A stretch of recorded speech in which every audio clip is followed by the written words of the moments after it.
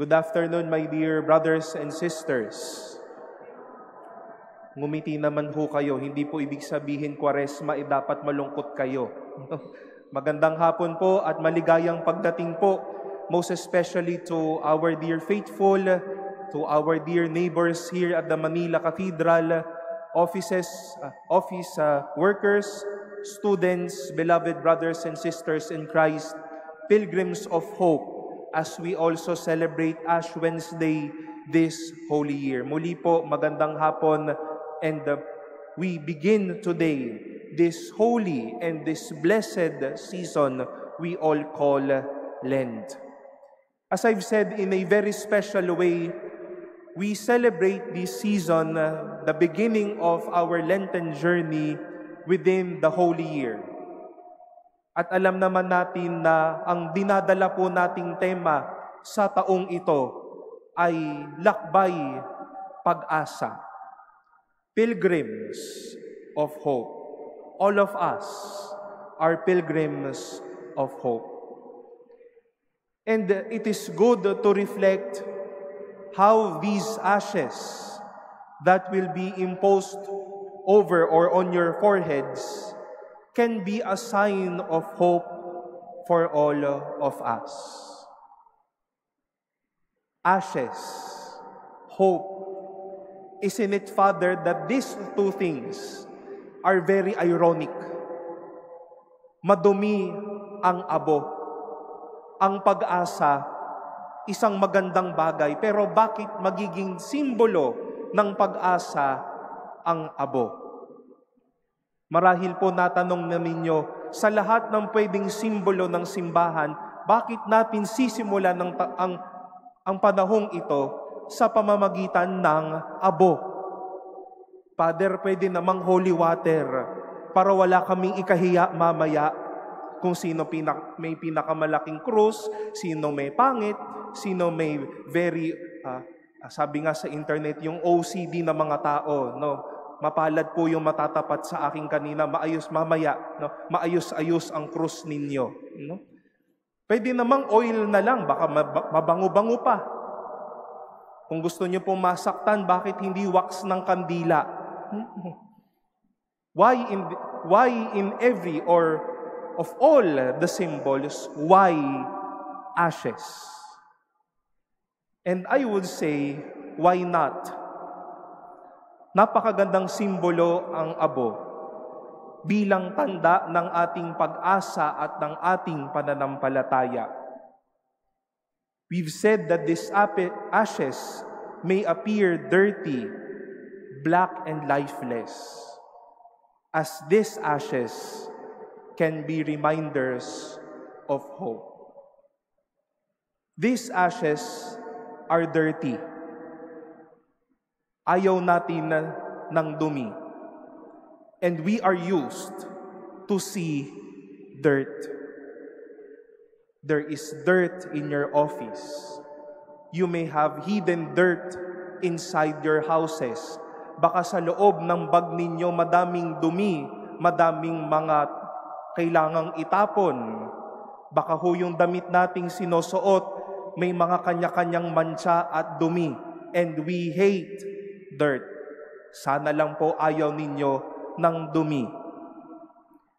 But then we face also this reality that human as we are, we also have dirt within us. Our sinfulness, our unforgiveness, our drive not to love.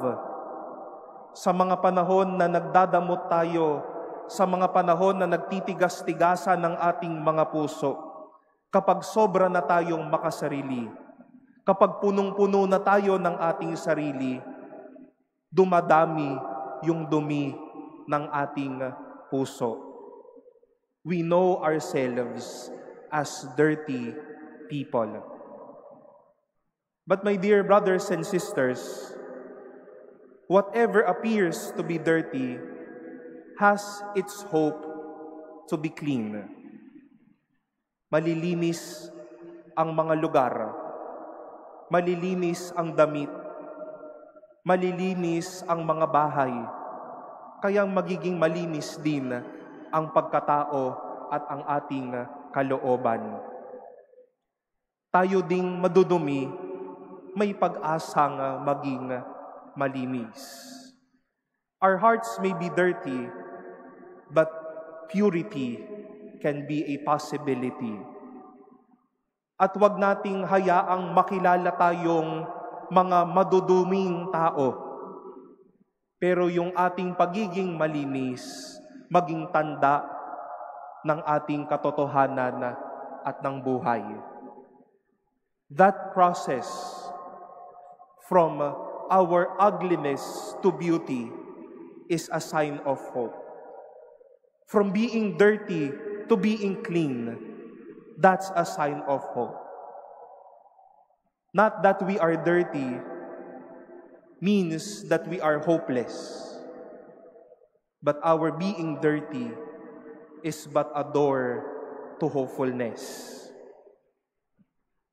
The symbol of the ash will not only be dirty, but ashes are lifeless substance.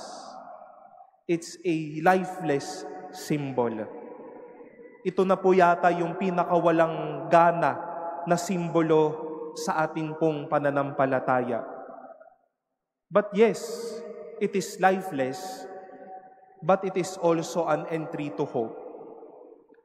Anuman ang walang buhay, nagkakaroon ng buhay. Plants may grow dry. The soil around us will keep on drying even during these months of heat wave. Magiging walang gana yung ating kapaligiran, yung ating panahon, nakakawalang ganang maging tao. Baka may kakilala tayong mga sinasabi nga nating mga dead kids, mga taong walang gana, wala ng buhay, wala ng sigla, wala ng pag-ibig, wala ng kilig. But being lifeless doesn't mean hopelessness. Ashes may appear to be lifeless, but this reminds us of God's possibility and God's goodness to bestow life in every lifelessness. We were once dust, and because God is good, He gave us life, and we are all here. Soon, we will all be dust in our own experience of death. But God is good to give us life once more. After the homily, these ashes will be now on your foreheads.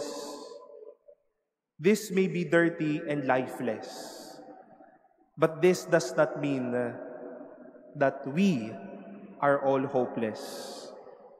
Dahil anuman ang madumi, anuman ang walang buhay, malilinis, mabibigyang buhay, at may pag-asa. These ashes are our signs of hope. And we even say to ourselves, yes, I am dirty. Yes, I am lifeless. But there will be life. There will be cleanliness. There will be new chances, new days ahead of me.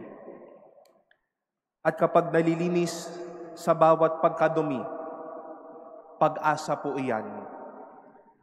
Kapag nagbibigyan ng buhay ang bawat papatay-patay, ang bawat walang kasiglahan, pag-asa po iyan. What will be on our foreheads later may be dirty and lifeless. We are all dirty and lifeless once in a while. But it does not mean that we are hopeless. This gives us all the more the joy and the journey to be pilgrims of hope, to be people filled with hope.